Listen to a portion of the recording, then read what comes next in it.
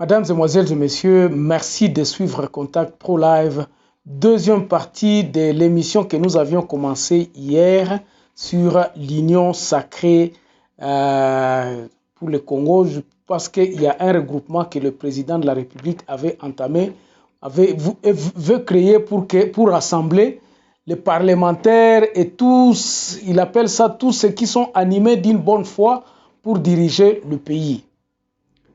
Nous avions vu beaucoup d'organisations qui se sont réunies en République démocratique du Congo pour conquérir le pouvoir, notamment le FCC. Ceci découle du fait que aucun parti politique n'a jamais eu la majorité au Parlement.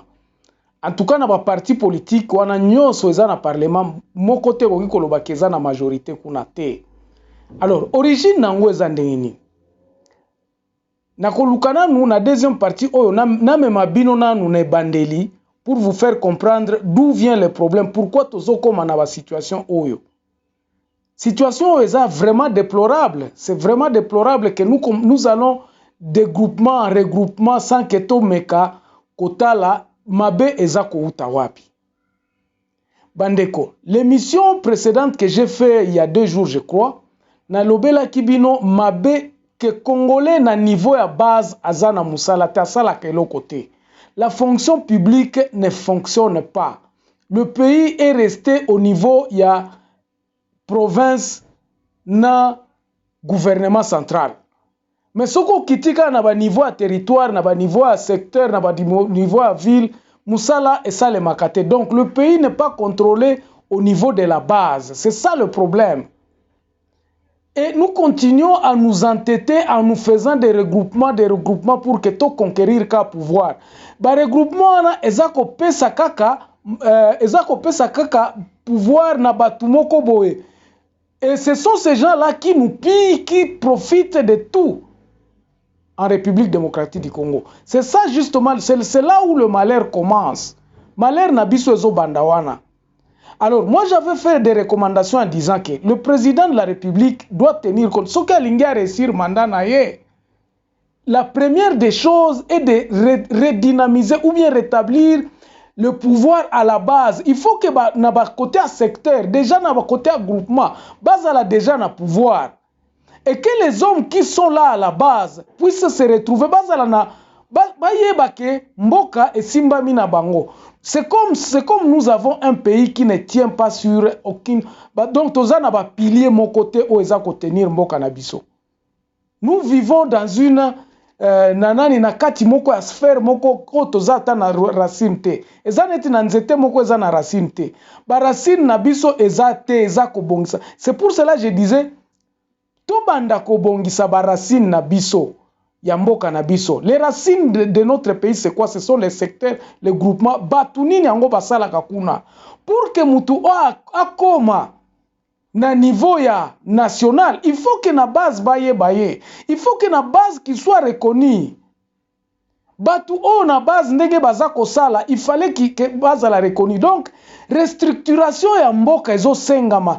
Tant que toza continue ko sampiko ko s'entêter au lieu de kobongisa base ya mboka na biso, nous continuons à essayer ko bongisa kaka na ba regroupement politique tout ça et ko ça le maté. Ba parti politique na biso, il faut bazala déjà active au niveau de la base.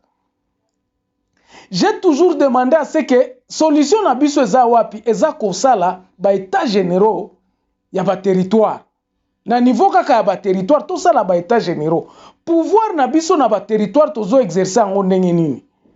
Aujourd'hui on s'entête ezaneti elamba na yo esi kufa esi koma nango ya kala mais ozoluka obamba tisia sika na elamba tisia kala. Eko simba te. Ça ne marchera pas dans cette optique là. C'est ça que je me disais que la première des choses que le président de la République doit faire, c'est de la restructuration d'abord à la fonction publique. Tout concentrer banani na biso ba effort na biso ya kobongisa ba secteur ba kobongisa ba territoire na biso administration e banda kosala. Et pendant ce temps-là, nous pourrons commencer maintenant à nous dire, bon, comme le parti politique est allé, aucun parti politique ne peut se présenter aux élections sans qu'il ne soit représenté dans tous les territoires de la République démocratique du Congo. Et puis, tenir, que nous soyons tenaces à cette histoire-là. Ce qui est tenace, c'est que les partis politiques na kati ya poche na bango, bazata na 500 membres. Nous devons tenir à ce que Tobongisa Mboka de façon que parti politique ce qu'ils ont reconnu, ils ont reconnu au moins atteindre 85% sur l'ensemble du territoire national. Et pour être ça, il faudrait que déjà dans l'administration, na 85% il y a la République démocratique du Congo, ils ont reconnu, ils ont bien dirigé, ils ont l'administration, il faut reconnaître que non. Dans le territoire, par exemple, il y a Fizi, tous les 4 partis politiques, ils ont IDPS, ils ont membres combien. Nous devons tout savoir, nous devons mettre multiculé dans Babilo Kwana. Alors, ce qui est bandeli kuna, avoir des regroupements politiques et que ça nango plus facile. Donc, ça a un problème. Lelo oyo tozoloba union sacrée. Qu'est-ce qui ne va pas na union sacrée? Oh ngana zoib sabino ezanini. Na lobite que na union sacrée na posaki na première partie de l'émission oyo. Tout le monde est animé de bonne foi. Même Joseph Kabila Place Azali azana bonne foi ya kobongisa mboka oyo. Et il a les droits. Bon, si ko tokobo ele akota na union sacrée. Quels sont les préalables que nous posons que tozoloba que non? Awa tosali union sacrée oyo. Est-ce que ça pona kokabola pouvoir? Dans la première partie, je vous disais que tozoyoka kaba tozoloba que non, ba regroupement ezoya na union sacrée. Quelle est la tendance? Quel est l'esprit qu'il vient qu'est-ce qu'il vient chercher à l'union sacrée?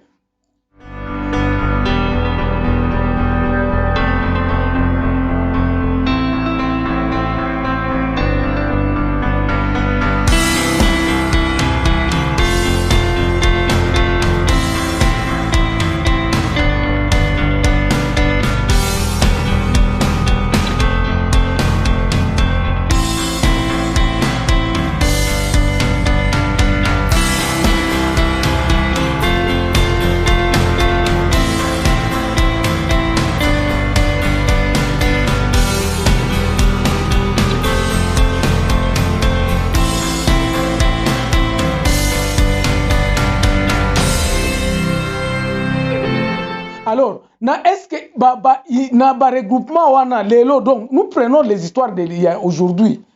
Oh, tozoluka président de la République azoluka moyen abongisa.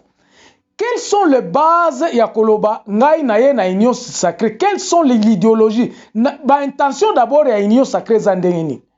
Okoya ata boza parti politique na bino eza na poids politique. Allez-vous être pour distribuer les postes? Quelle est l'idéologie idéale nini, comme j'ai intitulé na émission Oyo? C'est une idée ou bien c'est une vision? Et quand j'adhère à cette vision-là, quelle est ma part? Batu o bazakoya, par na bango bazo, ils expectent quoi, comme on dit en anglais? Where is their expectation? Expectation na bango eza nini? Tango tozo adhéré na union sacrée wana, tozo zela nini yango na union sacrée? Bakanga biso te, toza la protéger. To échapper na justice. Soki nga na iba ki par exemple na koti na union sacrée, c'est-à-dire que nazo lukanini na union sacrée. Et quels sont les mécanismes pour accepter batu na union sacrée? Est-ce que union sacrée est un groupe ya batu baza autour du président de la République pour diriger mboka? Ça, ce sont des questions qui ne sont pas claires. Babiloko wana nyonso ya union sacrée oyo eza clarté. C'est ainsi que mbilinga koya kobota masusu kaka kuna. Parce que tout le monde viendra là-bas. Bon, ngai nandimi président de la République, naza ko supporter ye, soki naza ko supporter vision na ye, et puis après. Oh, ngai nde Matata Mponyo, tout ça, j'étais ancien ministre, naza kuna. Pourquoi je viens à l'union sacrée? Est-ce qu'il y a des interrogations? Est-ce qu'on interroge les gens qui veulent venir na l'union sacrée? Ils ont fêté là-bas l'union sacrée, donc bakendaki kuna basalaki ba fête tout ça, et comme isko ba komi kolobango union soki de yanini ya ba fête. Donc, triomphalisme, moko eza kuna. Mais quelle est la base? Et là, koni nango tozo linga kobongisa. Et moi, je me suis dit, tant que tokozonga te na nani, comme on dit na base, tant que tokozonga te na ba base, na ba basique, ya ko créer plateforme. Cette plateforme là, epesa déjà ba makanisi nango ba biso ko adhérer na plateforme na biso, ko s'attendre te ko koya ko la ministre. Ko s'attendre te tu viens supporter c'est bon, balobi tam sous méritocratie nde ko la kuna parce que est-ce que c'est cette union sacrée qui sera là pour diriger le pays? Bandeko to tika nanu biloko oyo ya ko diriger mboka par des groupuscules de gens. Ba politique ezala eloko moko politique. Mais que nous construisons d'abord le pays. Concentrons-nous d'abord à la mission administration publique. C'est ça le pin dorsal du pays. Tobongisana nous place ni nango to telemisi mboka. Soki to telemisi mboka oyote par reconstruire le pays à la base, tozo sala eloko mon côté. On n'aura finalement rien fait. Et là, il faut tout ça, il faut tout concentrer l'énergie na biso pona kobongisa mbo. Il faut que tu mwene ditu baye ba ke ebeza na administration na bango kuna mwene ditu e fonctionne nini. Quels sont les partis politiques qui sont à mwene ditu? Na mobai mbongo kuna ba parti politique nini yango ezali. Il faut que parti politique oyo kozala agréé ezala na ba représentant na bango nyo ce que l'état ayeba ko contrôler ba biloko wana. Si nous n'arrivons pas à contrôler notre territoire national, notre pays et kozala kaka refléter kaka pays ezala kana Kinshasa parce que tous ces partis politiques ils ne sont qu'à Kinshasa. Okoyebisa ngai soki AAD ezala na mboka nini? Ba parti politique wana bazolo ba biso parti politique ezala ils sont représentatifs comment? C'est par là où nous devons commencer. Donc moi je suis très pessimiste et puis je me dis atato komi 500 membres. Il y a parlement autoza na union sacrée. Qu'est-ce que ça viendra faire? Et que ça na peuple nini? Quel est l'impact que cela va produire au niveau ya bateau bazana Fizi? Quel est l'impact que ça va produire le bateau bazana na Mobaimbongo bazana na Mbandaka? Absolument rien. Cette union sacrée ezaka ka ba manigance. Ezaka ba manigance ya koluka kosala. Réfléchissons profondément sur la question de base de notre pays. Mboka na biso evandi wapi? Nini yango tozo linga to sala na mboka na biso? Comment est-ce que nous devons reconstruire le pays pour que les partis politiques puissent venir se retrouver Nakati?